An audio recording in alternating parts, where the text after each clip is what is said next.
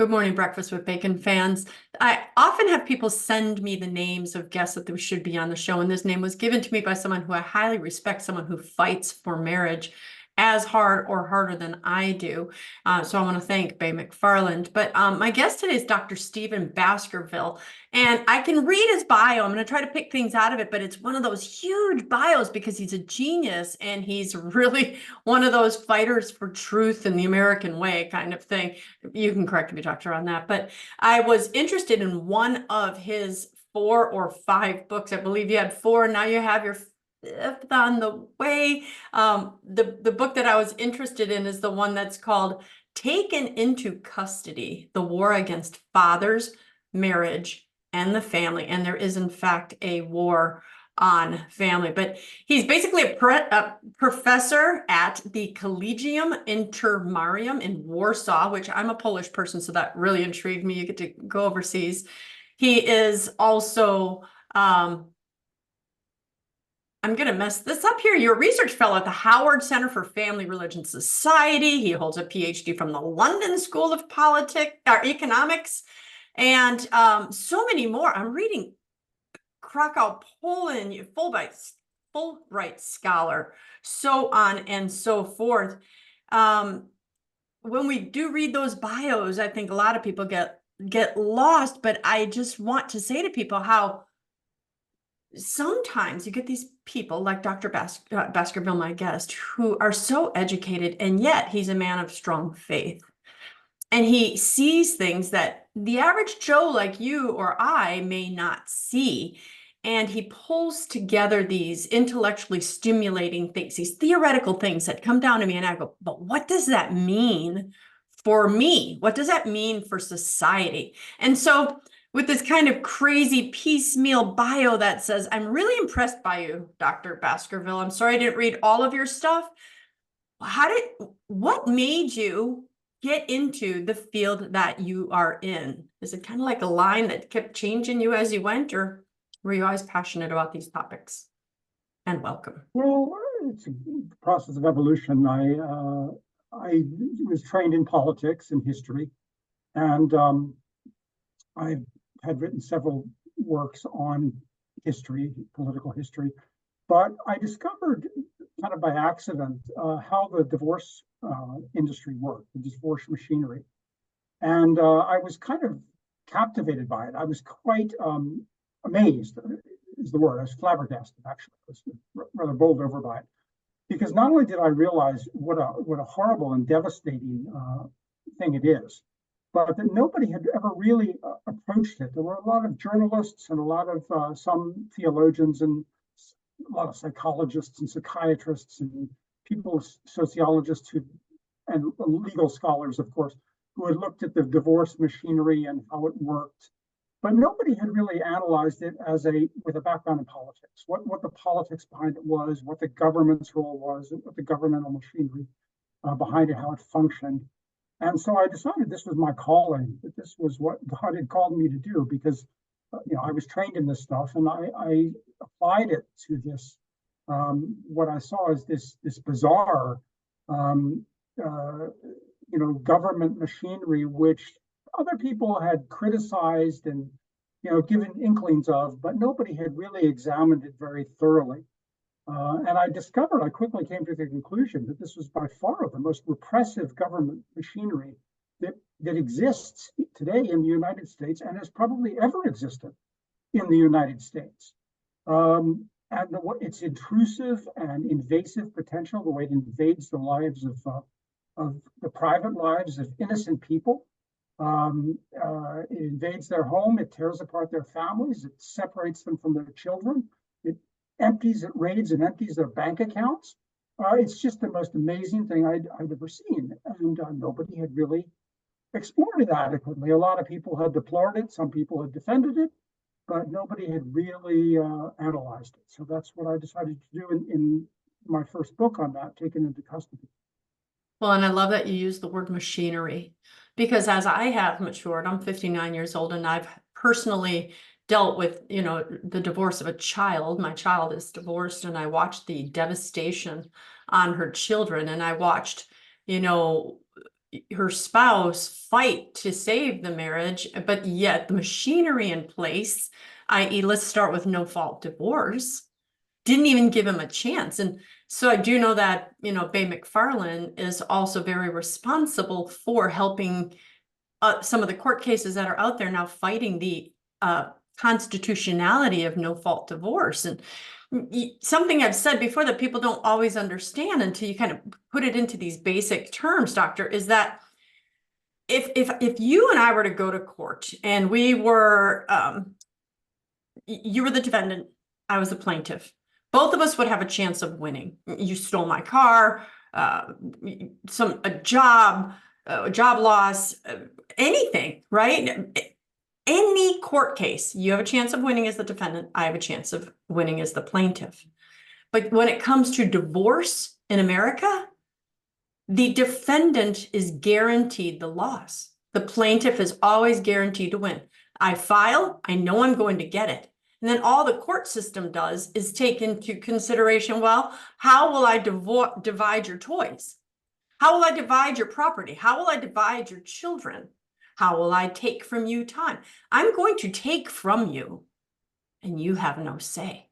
And that is not constitutional and go far and above it. It's just plain old diabolical. The person who wishes to get out is guaranteed the ability to do so, despite any contract or covenant made before God or civil law.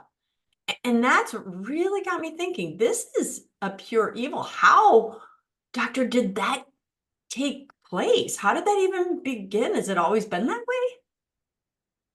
Well, first of all, your description of it is exactly correct. It is rides roughshod over the Constitution of the United States and the entire hundreds of years of English common law tradition going back to Magna Carta. It's the only, as you indicate, it's the only legal procedure that has a predetermined outcome. The outcome is always the same. Beyond that, it's the only legal procedure that I know of so far where innocent people, legally unimpeachable people guilty of no transgression, can be summoned to court and imposed what amount to legal punishments, legal restrictions on their lives imposed on them, which amount to punishments, without having done anything legally wrong. So it is a completely from both the aspect of the family and the destruction of people's lives, it is an abomination. But also from a purely legal standpoint, it is also an abomination. In other words, it debases it really destroys two institutions, bedrock institutions of our society. One is the family and marriage, and the second is the judicial system, the justice system, the legal system. At one fell swoop, it does both. So it's unbelievable. I mean, no civilization can possibly survive this. And this is precisely what we're seeing. I mean, it's taken a half century for the logic to work itself out to its conclusion. But this is the impact that it's having on our society right now, and it's no longer tolerable. We have to do something about it. Now, to your other question, how did this happen? That's a more complicated question. I don't want to go into the whole history of it, but just a couple of highlights about the history. First of all, this has been a trend in the law for a long time, a couple of centuries now. The first no-fault divorce statute was passed in 1969 in California, and it quickly spread like wildfire throughout the United States, the state legislatures, and then through most Western democracies throughout the 70s and into the 80s. And today it's being imposed upon the countries of the global South. So it hasn't finished its devastation. But even before the first statute in 1969, which famously Ronald Reagan signed, of all people. And it was one of his greatest regrets, I believe he said as well. That's precisely correct. Yeah, he said he did not understand what he was signing. But it had been going on even before that. It had been going on for decades. Gradually, it really just codified what had already been the practice. So it was building to this. The no-fault statutes of the 70s codified it, made it respectable and institutional. And, it's been spreading from there. Now, if you want to see the evil geniuses of it all, there's really only one. I mean, the legal industry is often blamed for profiteering off broken families, for inflicting devastation. But initially, there were a number of legal practitioners, especially judges, who did resist it, who saw what was coming. They saw this was madness from a legal standpoint, from the standpoint of sound legal and political principles. But really, if you want to see who is concocted all of this, it was the radical feminists. The feminists were devising these statutes back in the 1940s. And the National Association of Women Lawyers boasts about this on their website. They devised these statutes in the 40s. They were looking for an opportunity to enact them. They didn't, it was impossible in the 40s and the 50s and the 60s, but with the radicalism of the 60s, the sexual revolution, people were paying attention to other things, the civil rights, Vietnam, but the sexual experimentation and sexual liberalism of the 60s, Woodstock and all that, created the atmosphere which allowed it to get enacted into law. And then, Reagan was just one example of a politician who simply didn't understand what he was signing. But it was very much a measure of radical, even revolutionary politics. If you look at legal history, political history, the only other jurisdictions that ever enacted no-fault divorce before California were in the Russian Revolution, the Bolshevik Revolution, at the beginning of the 20th century, and before that in the French Revolution of the late 18th century. So these two of the most radical revolutions in modern history both enacted what we now call no-fault divorce. Both of them, by the way, repealed it because it caused havoc. It caused social disaster. So it was too much for the Jacobins of the French Revolution. The Reign of Terror was not too much for them, but no-fault divorce was. And then it was enacted again and repealed by the Bolsheviks. Which, by the way, they're both atheistic. I mean, the French Revolution really went against a revolt against the church and God, as did the Communist Revolution. It was going against God and instituting a form of atheism, which is what communism is. So it really just understanding, if you're going to go against God, you got to start by tearing apart the family. And I think I never understood that when I was younger. I was like, oh, what's the big deal about communism? Well, now I know. Absolutely. And it was something that if you want to go back, actually, if you want to go back really far as a Catholic, you will appreciate this.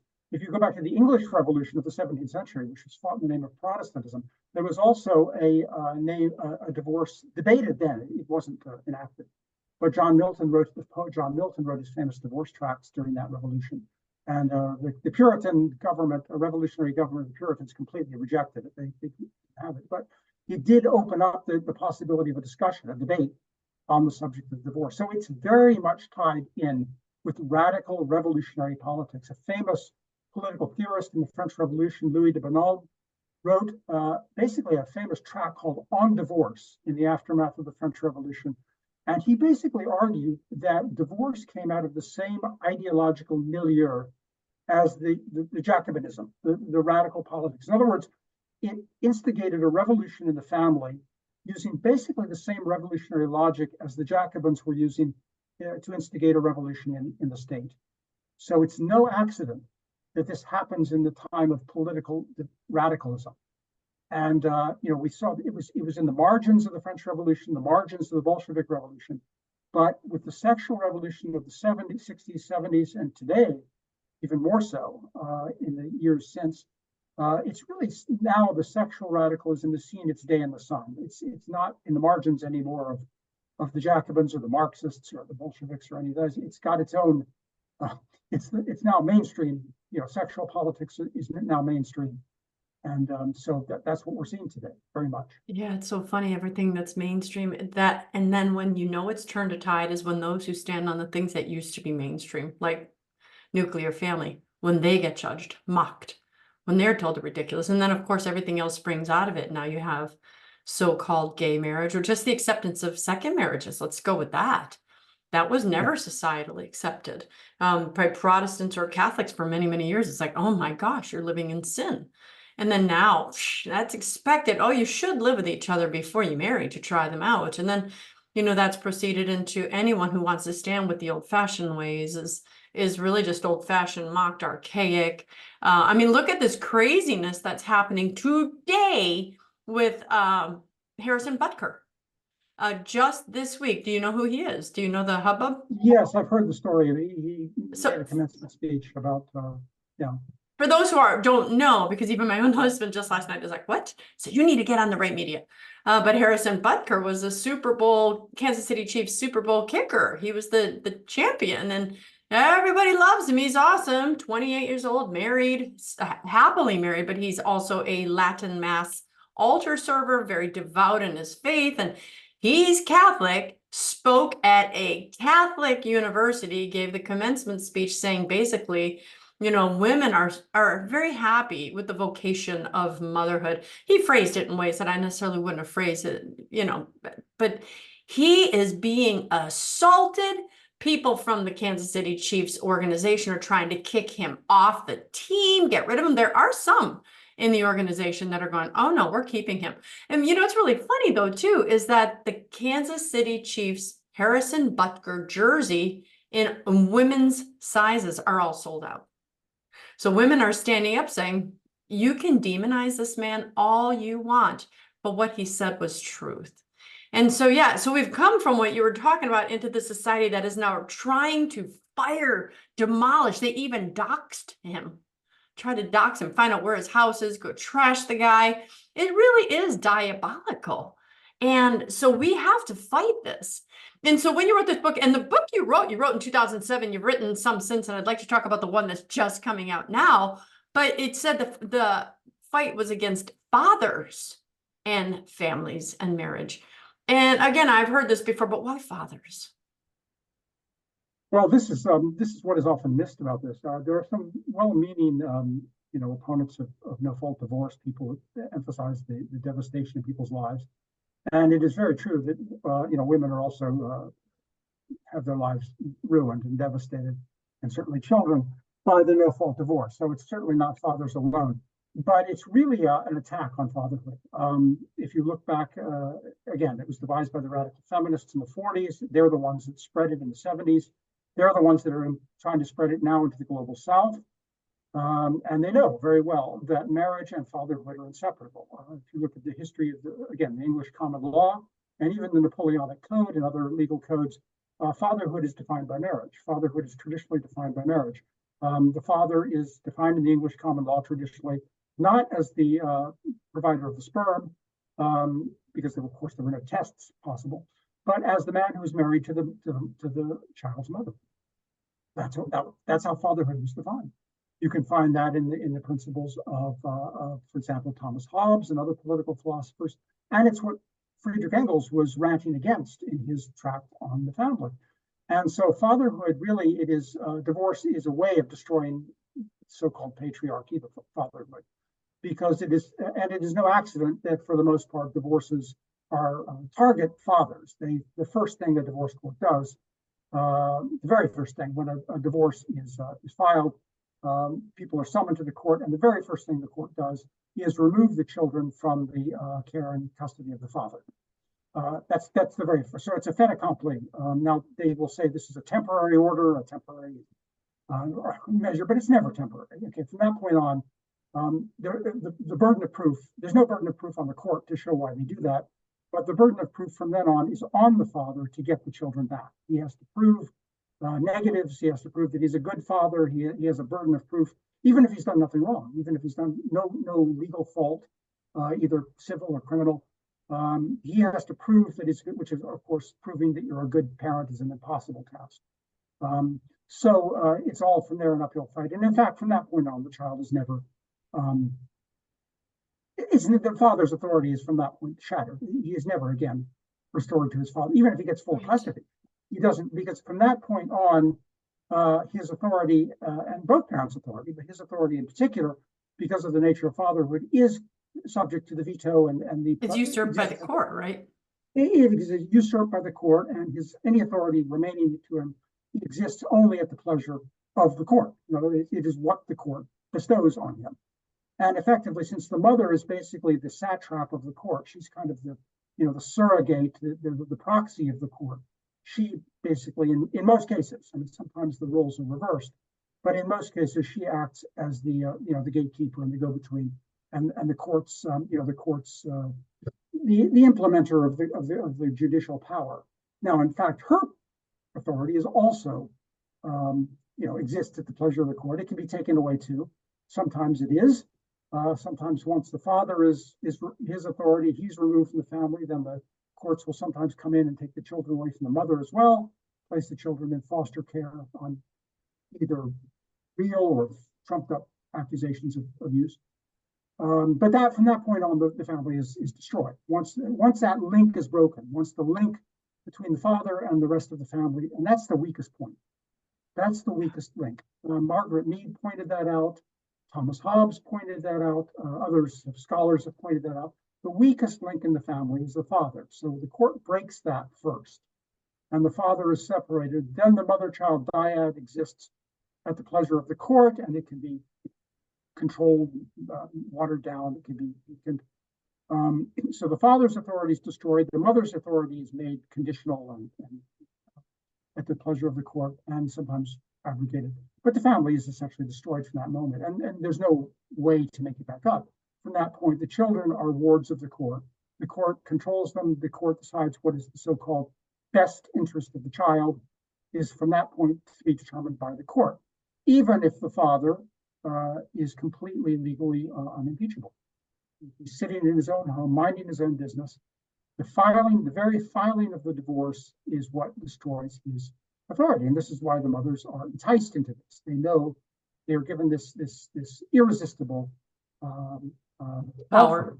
Yeah, this power. If you file for divorce, you get the children, you get the child support, you get the authority, you probably get the home.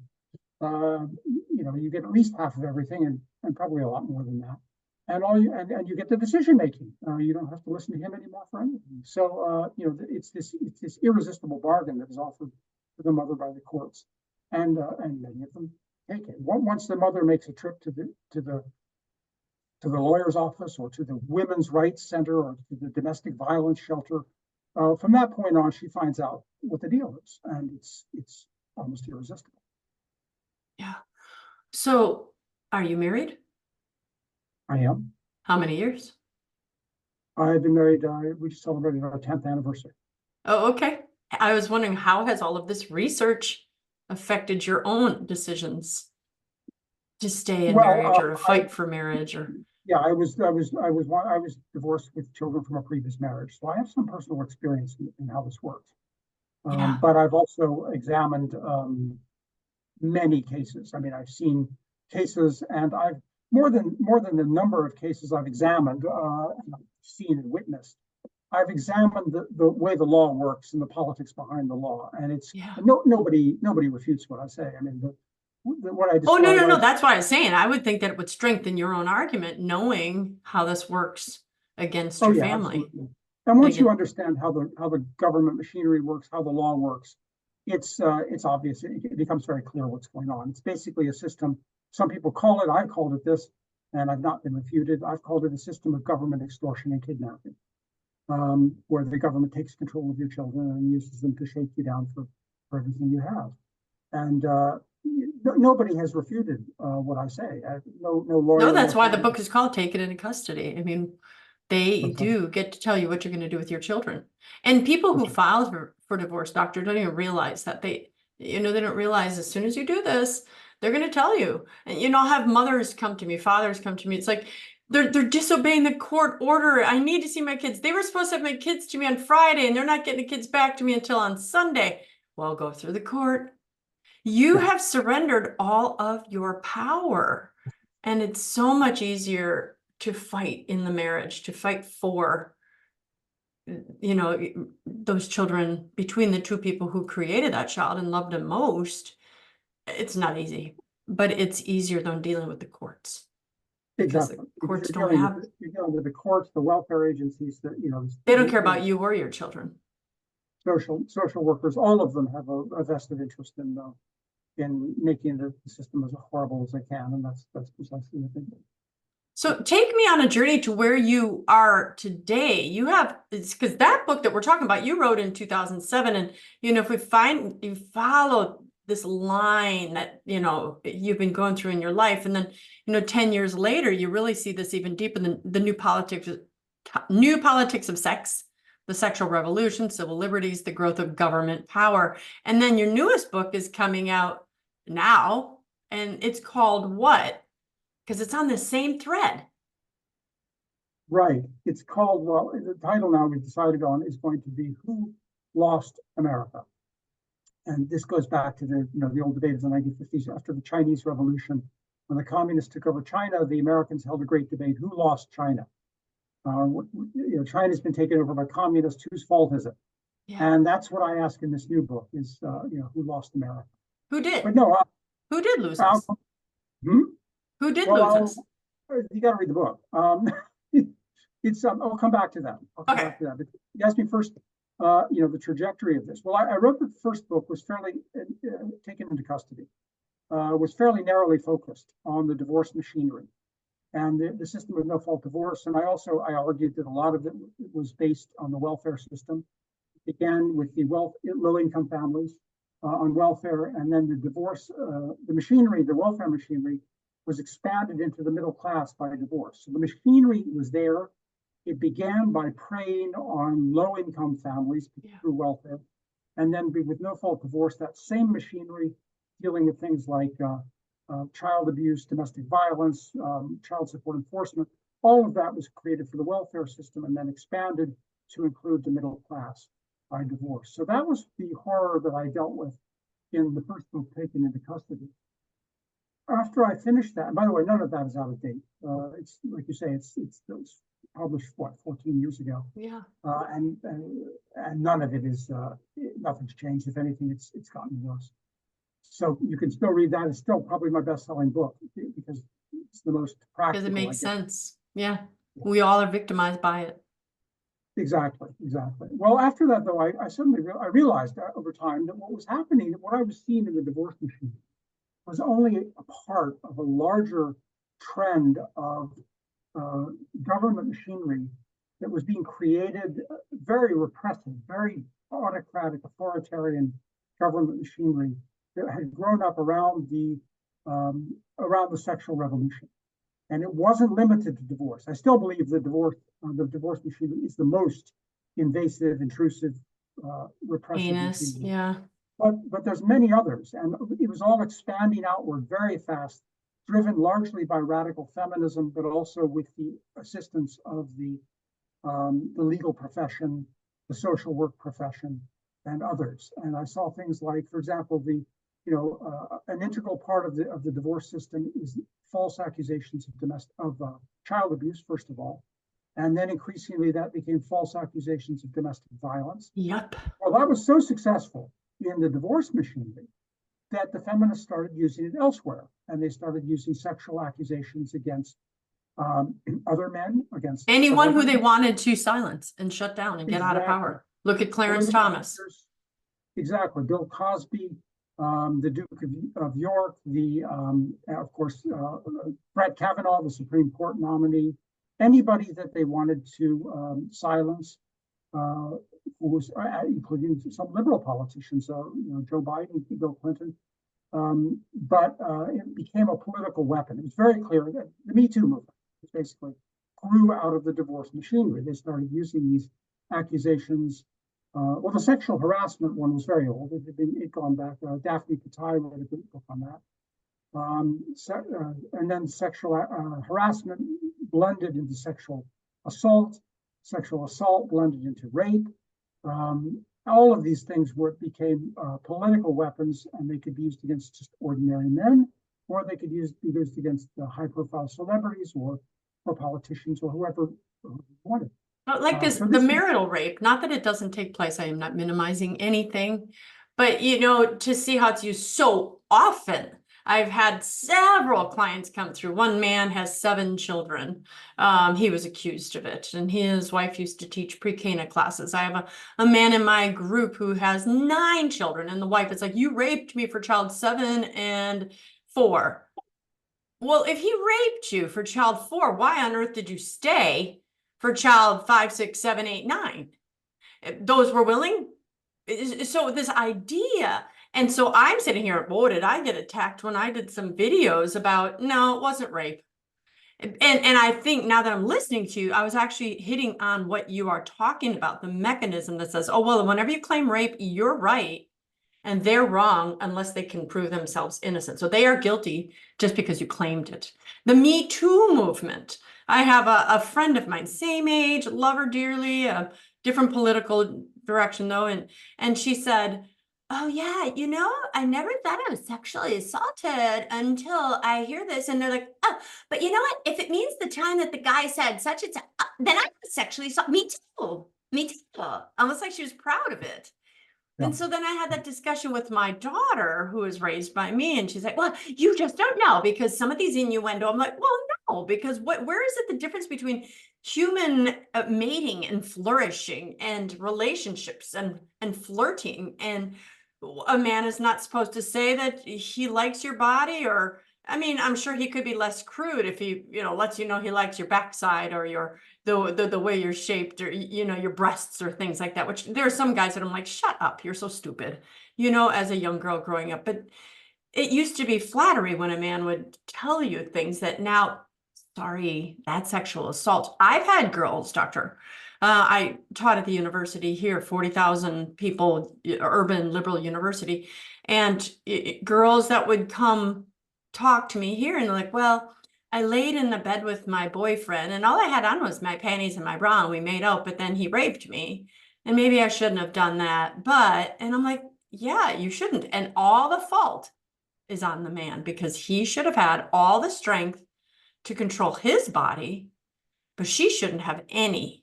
Anyway, these are just tangible examples because I know a lot of times people don't want just the theoretical stuff. These are tangible examples of how what you are talking about is put into place. No, it is not always the man's fault. Yes, sexuality is good and healthy and beautiful. No, it is not always assault when it doesn't line up the way you wanted it. I don't know how to say that differently. This is very true, and this spawned a whole industry. And there was the offshoots. I mean, it took me years to figure it out, and I still have to figure it out. Sometimes things don't occur to me. But you even got the things like the bullying accusation. You remember that for a while under the Obamas. This became a fact. Accusations of bullying, and bullying was there was no again, like all these things, there's no definition. There's no anybody can be accused. They say on the one hand it's rolling your eyes can be bullying, but then they turn around the next moment and say bullying is a crime and it must be punished. And it became very clear to me, first of all, that bullying was the reason it came about in the first place was because it was the single mothers who couldn't control their children, their boys, especially, but the girls were were out of control, and they were bullying each other because they didn't father. Bring the fathers back. And exactly, bring the fathers. But instead of bringing the fathers back, the single mothers got together, decided they were going to turn this into a crime. And then the homosexuals jumped in and decided that bullying is I should say the homosexualists, the politicized homosexuals, jumped in and said, well, this is a way of persecuting and bullying. Most of the bullying is directed against homosexuals and transgenderists. And so they got into the act. And you see how this works. And once it starts, it opens up a whole, multiple cans of worms, which confer political power on accusers. And this happened right and left.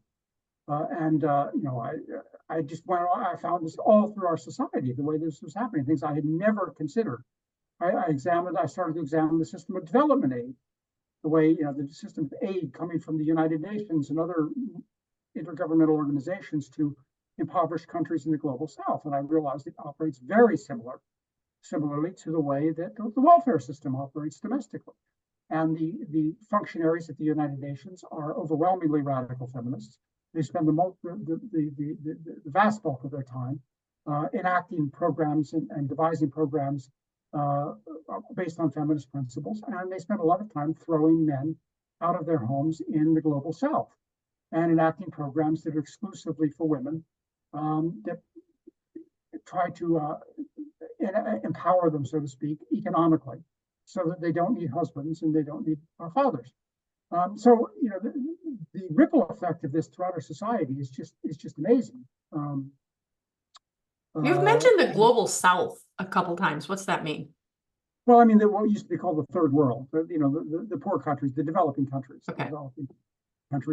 But this is, if you look at the United Nations machinery, the European Union machinery, the American foreign policy machinery, it is all heavily sexualized.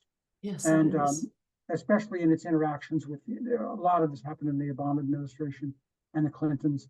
But it was a way of, foreign policy, American foreign policy, European Union policy, UN policy, became heavily involved with sexuality. What's the famous UN agency, the United Nations Children's Fund, UNICEF, became in the 80s and 90s became a bastion of radical feminism. We used to remember Easter seals and inoculate those of us of a certain age. We remember how UNICEF was a great agency back in the 50s, inoculations, and it helped. I've seen estimates that they saved 25 million children's lives through inoculations in the 50s and 60s. But then it was radicalized by the feminists. It used to inoculate for things that were really out there, but the polio and smallpox and things that people got, and then keep going. I'm sure now it's into, well, let's use this as a means of control. Exactly, it became a way of taking control of children. The whole social work industry discovered that enormous political power is to be had by taking control of other people's children, and basically UNICEF is the global, become the global social workers agency, globalized social work, and that's what they do. They promote policies that are extremely hostile to men and even to boys. So this radicalization, this feminist and sexual ideology has gone wild throughout the world, and in many ways I think we're the epicenter of it was the English-speaking countries, the United States, Britain, Canada. We started it in many ways. The wealthy countries, because wealth, meaning us, we can make the movies. And my PhD is in communication, so he who controls the language controls the message, and our language is movies. What we say, how we connect with people that way. And so let's just go in there and import all of these ideologies. Now, I'm a personality. I do temperament stuff. I know everybody's not into temperament stuff, but when it comes to how people take in information, you've got sensors and intuitives, and you're an intuitive. Likely, you can see what does not yet exist. I'm one of those people that's like much more practical. Well, stop talking about all this stuff. Tell me how it matters. And so what I find is that intuitives like you, these visionary types of persons, look out and see how one small thing, that's why you wrote the book that you did, how this is going to have this ripple effect where someone like me may not see that right away. And then I go, oh, now, because you saw this years ago, and I'm only now listening to you going, I see how it all ties together. Then you need people like me to do shows like this to start saying, okay, what do we do? What do we do? Because now it is tangible, it is practical, it is touching the mother at home trying to feed her children. It is touching the dad who hasn't seen his kids or his family in a while, in years, but he's paying exorbitant amounts of alimony. What do we do? Is this a monster train that's going to keep going and until it goes off the cliff, or do we have any power apart from the grace of God? It is. If we don't change it, it's precisely what it is. It is a monster train. It's proliferating itself and into more and more areas of life, and the whole sexual revolution. I personally don't believe that the homosexualism and same-sex marriage and transgenderism. I believe these really things are only symptoms. They're not the most important thing anymore. They come out of it was no-fault divorce that started it. A lot of Catholics will argue that it was contraception that started it. I think there's some truth in that, but from a political standpoint, in terms of the government machinery, it was really no-fault divorce that codified this revolution and made it a permanent revolution, as Trotsky would say. So what do you do about it? Well, I think in this case, the solution is very basic. I mean, a lot of people want to repeal no-fault divorce. I'm not sure they always understand quite what that means. I think it was Ben Carson the other day came out in favor, the former cabinet secretary came out and said he wanted to repeal no-fault divorce, but these are just words unless you really spell out what it means. I think what it means is, I think at the bare minimum, you have to make divorce a legally binding contract, legally enforceable contract. You mean marriage or divorce? Yeah, marriage. Marriage has to be a legally enforceable contract. Now, if you want to argue it's a sacred religious covenant, also fine, no quarrel from me. But at a minimum, from a secular point of view, whether you're a believer or an unbeliever, the Constitution of the United States and the English common law say that contracts must be honored. No, even the most anti-government libertarian will say that governments must enforce contracts. And marriage, the most important contract in our society, must be a legally binding contract. And it must be enforced. So that it doesn't mean you cannot get divorced. I mean, this is dishonest. When the feminists say that, they want to keep you in a bad marriage, they want to prevent divorce, you have a right to divorce, all this. Yes, it doesn't stop you, but you take the consequences. If you break the contract, you accept the consequences. And if your spouse is legally unimpeachable, legally that has not given grounds, either civil grounds or criminal grounds, any legally recognized grounds. If your spouse is legally unimpeachable, he or she is providing, he or she is feeding the family, he or she is not hurting in any way. The one who's having the affair is the one who should have the consequences. The one who is doing the ugly things. Exactly. If you're the one that commits adultery, if you're the one that breaks the contract, if you're the one that deserts the home, then fine. You do so. You leave the marriage with the shirt on your back. But you don't get the kids, and you don't get the toys, and you don't get your money, and precisely. Now what those grounds, those are what we used to call grounds for divorce. Now, what those grounds are can vary a bit, in different jurisdictions, but you have to know what they are.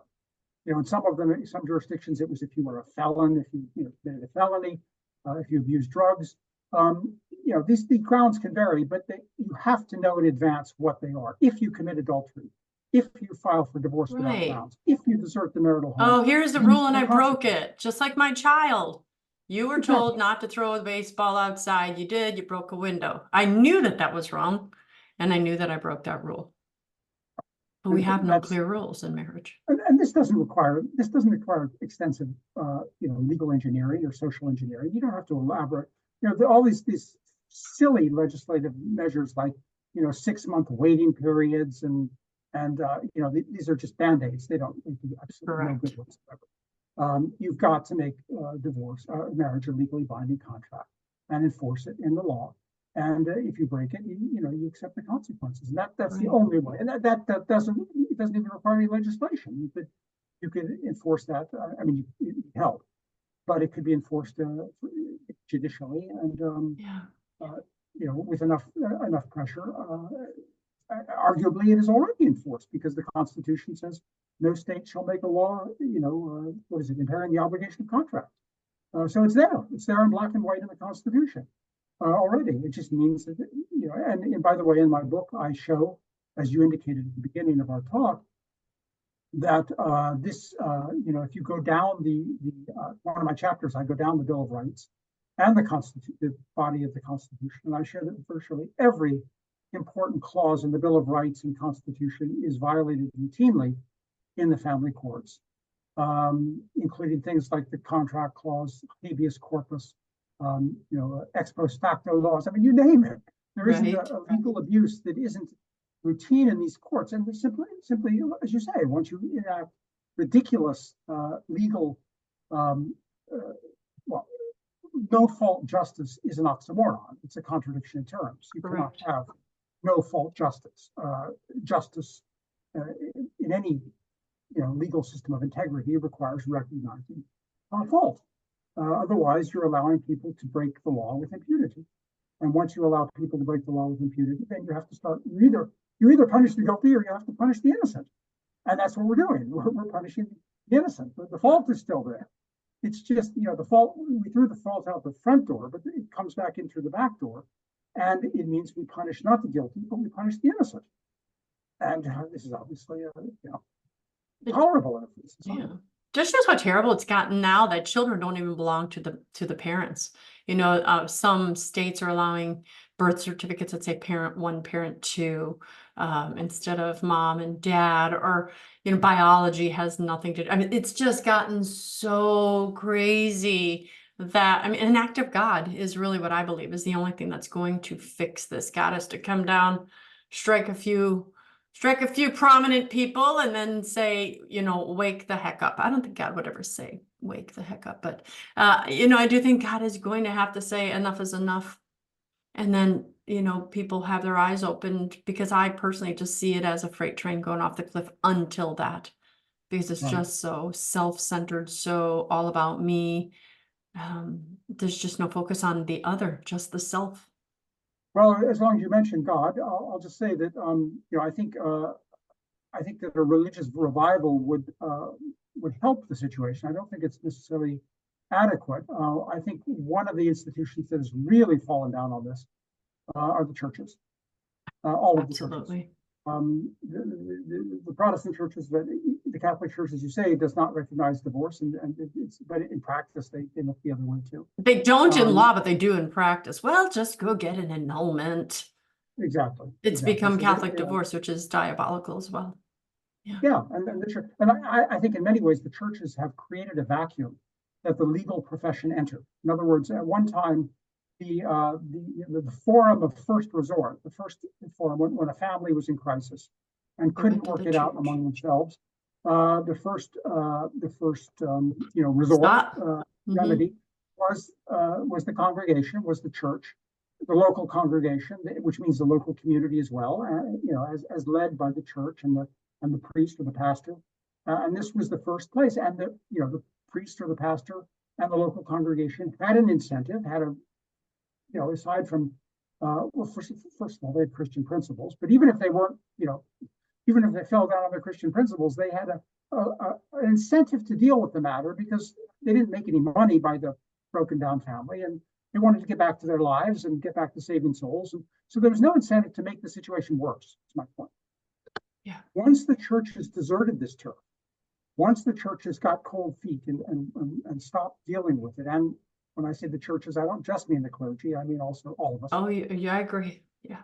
Then the professionals moved in, the marriage counselors, the therapists, and of course the lawyers, the judges, the social workers, and all of them were paid professionals, paid according to the severity of the problem.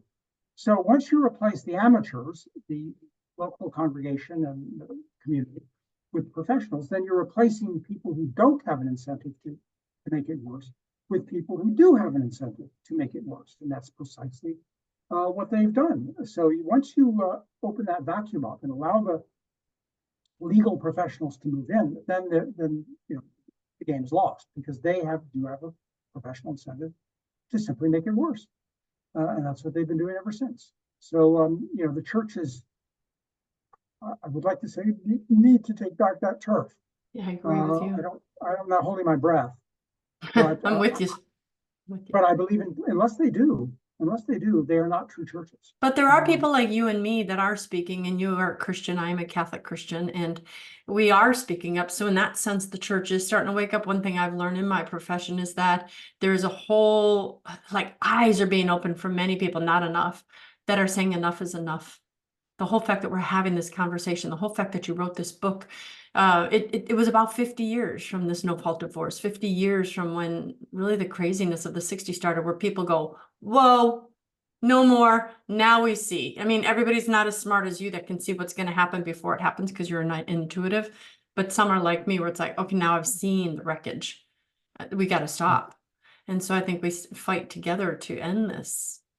Right. Well, you mentioned a lightning bolt from heaven, and I think that might be a good point to mention my most recent book, the one that's coming out now. Yeah, I was excited. Because that's basically what I'm arguing the last 4 years has been. The last 4 years in the United States and elsewhere in the U.S., I'm describing as a coup d'etat, when the far left basically took power and controlled the United States government. Since basically early 2020, since the COVID crisis and then the election of 2020, basically I argue, I'm not the only one that argues this. Many other people have argued that basically the far left, the extreme left, has taken control of the United States government. And if you look at the extreme left today, the vanguard of it, the cutting edge of the left, is and has been for several decades now sexual. It has been sexual. Now, I know a lot of people don't want to deal with this because they call it cultural Marxism. This is the favorite phrase. I don't like this expression at all because this cultural Marxism expression, I think, is a way of conservatives have of not dealing with it. Because the cutting edge of the left today is not Marxist at all. It is sexual. It is feminist, largely, to a lesser extent, homosexualist and transgenderist. But it is, in any case, it is the sexual left is the cutting edge. The left is not concerned with poverty anymore. The left is not concerned with the working class or the poor.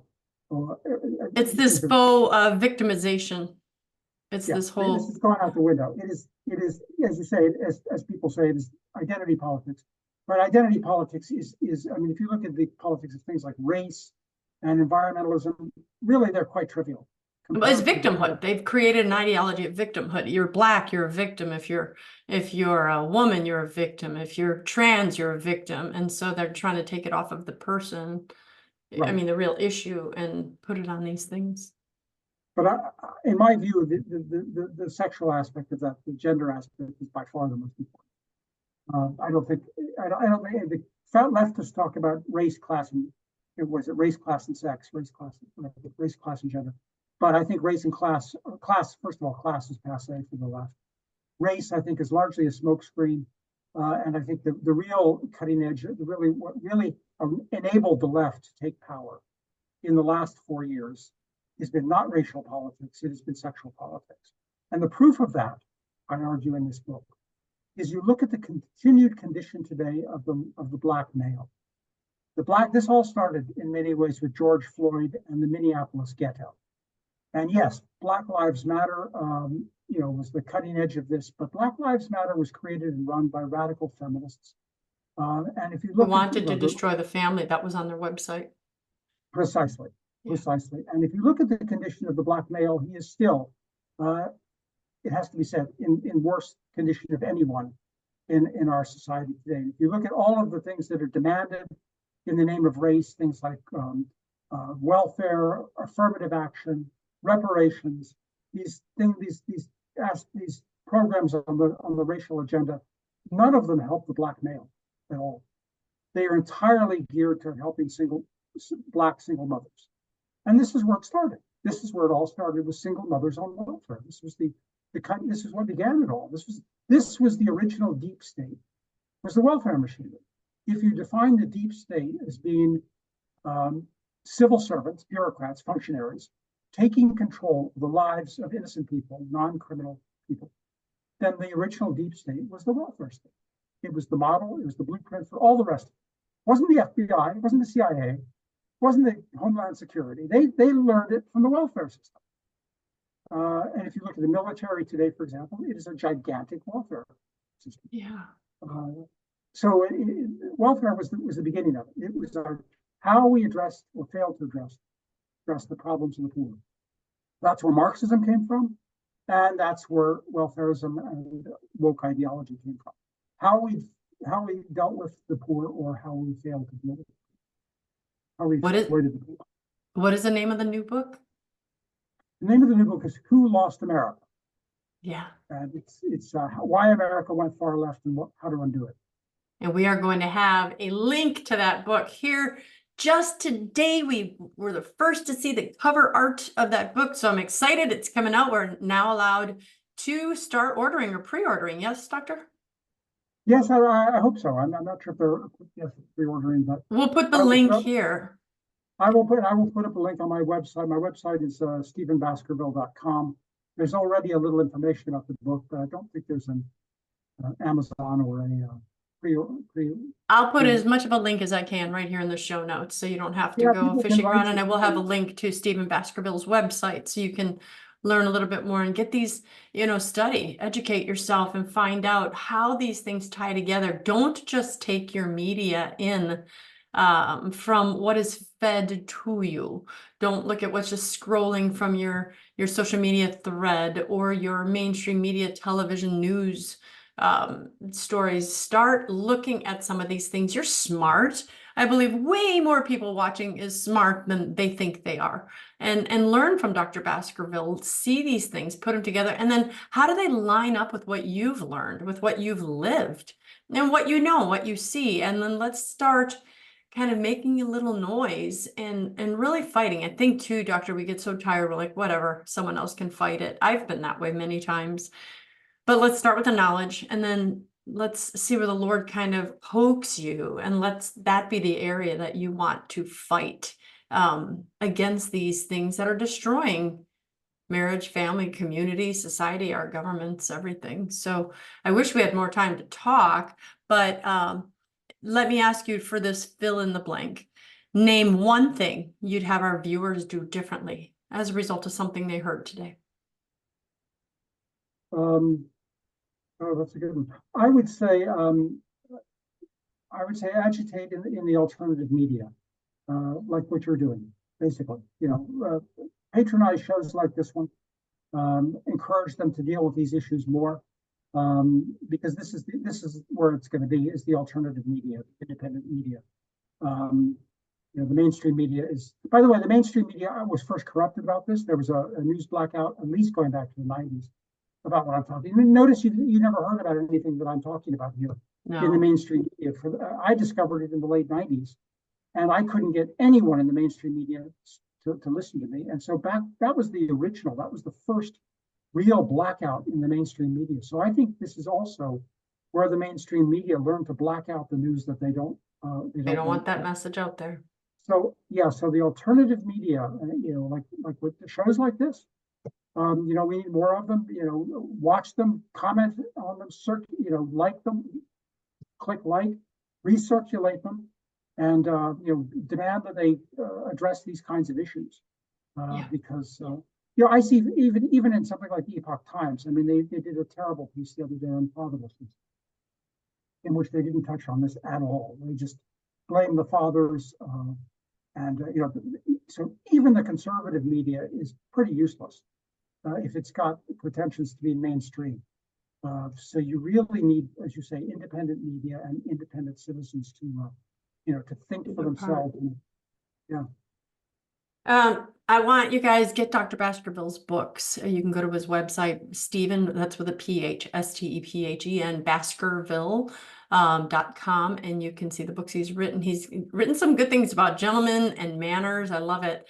I was very attracted to the topics when I went to his website. Go and make yourself a better mom, dad, wife, husband, human being, single, Christian. And let's start fighting to take back our culture.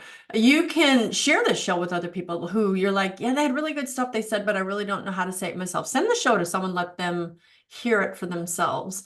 Also, like me on Facebook. What am I on? Facebook, Instagram, Rumble, YouTube, and I'm going back on X because I've been off of that for a while, so I think we're going to go back on there. And I think that's about it. So follow me, follow Dr. Baskerville, but start standing up, doing what's good and right for yourself, your family, and your society. Okay, doctor, do you remember how I end my show? We're going to try and see if you remember. All right. I am Dr. Christine Bacon. You've been watching Breakfast with Bacon, and I'd like to remind you always to live your life. Do you remember? Funny side up. That's a good guy. Smart.